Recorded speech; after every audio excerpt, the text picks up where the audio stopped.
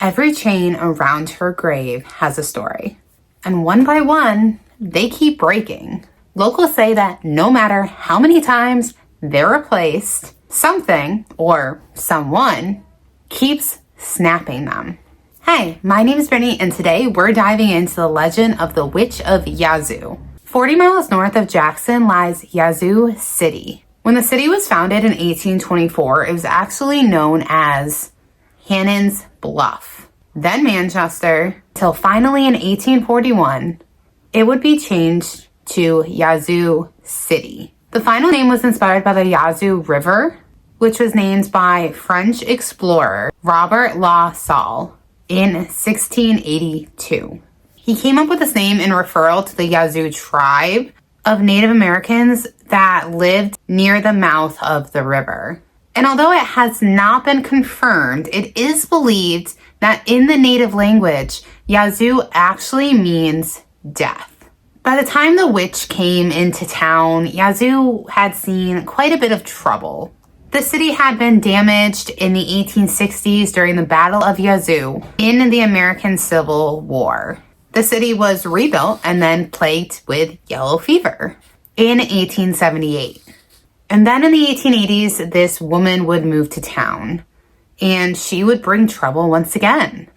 Now, the woman's name is not actually confirmed, but we do know that she lived in a shack along the swampy part of the river. And although her name goes unknown, her appearance, or what she is described as, does not. People would say that she was an ugly old woman, half ghost, half scarecrow, and all witch. Shortly after the woman's arrival, bad things would start to happen. Fishermen would start to disappear while they were out fishing on the Yazoo River. And it wasn't long before fingers started getting pointed at this unknown woman. Rumors and stories would start to travel about how this woman would lure fishermen to her house with the promise of food and shelter. But once they were inside, she would poison them and then bury their bodies in the woods. Now, these were just stories, and there was no proof, so nothing really could be done. That was until 1884. A young man named Joe Bob. Now, his name does vary depending on the accounts that you read. In some cases, he is referred to as Joe Bob Duggett, Joe Bob Duggan, and Jim Bob Duncan. So it's kind of like a game of telephone. You never really know what the true answer or start of it all was. Anyways, on May 25th, 1884, a young man named Joe Bob was drifting on a raft down the Yazoo River. He would hear screams, so he actually shifted his raft to go towards the sound of the screams. And he ended up near the woman's shack. So he tied his raft to a cypress tree and he went on shore. And then he made his way to the home.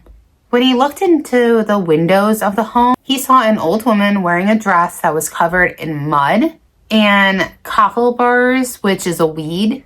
But she was dancing and chanting around two dead bodies. Probably be a pretty alarming sight. So Joe Bob ran back to his raft and went to get the sheriff as fast as he could.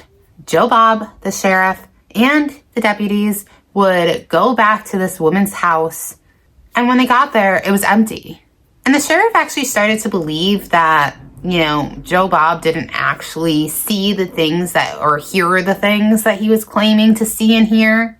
That was until they looked in the attic. There in the attic was numerous skeletal remains hanging from the rafters. While they were leaving the home, they would catch a glimpse of the woman running through the woods. So they would chase her, and they followed her into the swamp.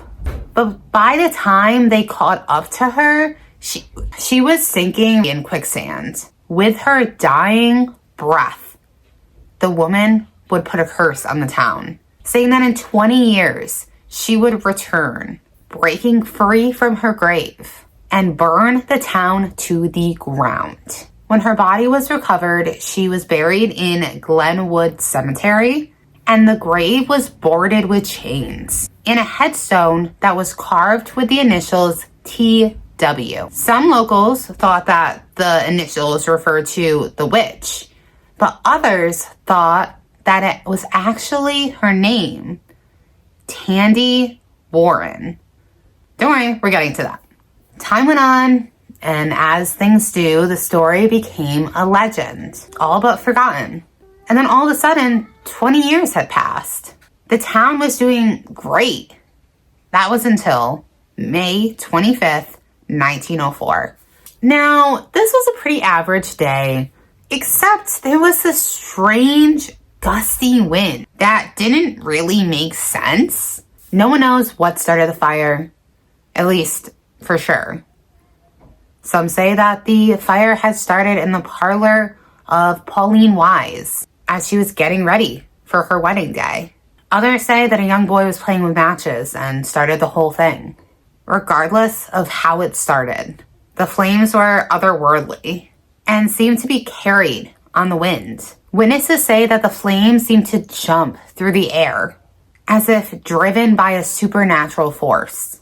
And before firefighters could put it out, the fire would destroy 3/4 of the town. Now, there's plenty of strange things about this.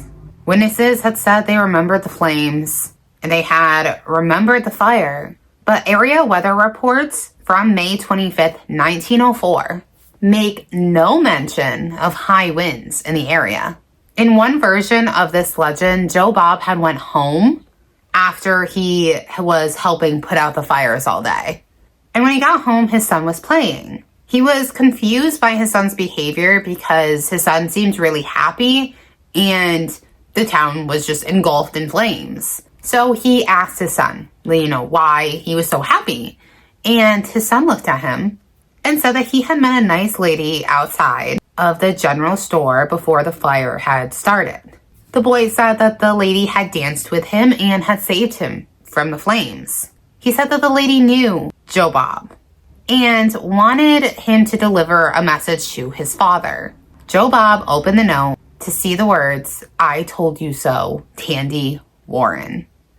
Because, the only one that would make sense, because the witch in her dying breath had said, "I put a curse on this town. In 20 years' time, I'm going to come back. I'm going to, release from my grave and engulf the town in flames." And then his son gets saved by the flames, told that she knows his father, and handed a note that says, "I told you so." Like, I knew this was going to happen. So that's why there are some people that believe that TW was actually her name, Tandy Warren. So after, they got control of the fire, some townsfolk remembered the witch's curse. So they had went to visit her grave, where they would find her chain in pieces. Now, there are no cemetery records because they had burned in that 1904 fire. But there is someone buried there. And whether you believe in legends or the supernatural, there are solid facts here. There was a fire that destroyed most of Yazoo in 1904. And there is a grave in Glenwood Cemetery that is wrapped in chains. The original stone had the carving TW, and that has actually been missing for a while. A new stone was placed that tells the story of the witch, and that stone mysteriously split in two shortly after it was installed. So this wasn't weathering. It wasn't over time that this has happened. It was very shortly after it was actually placed at the witch's grave that the stone was split, which is strange.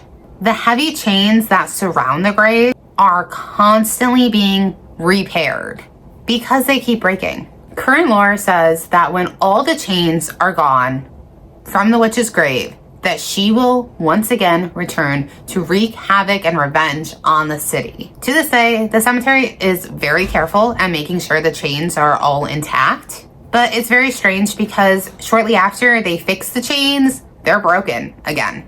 So what do you believe? Do you believe that the witch actually put a curse on this town?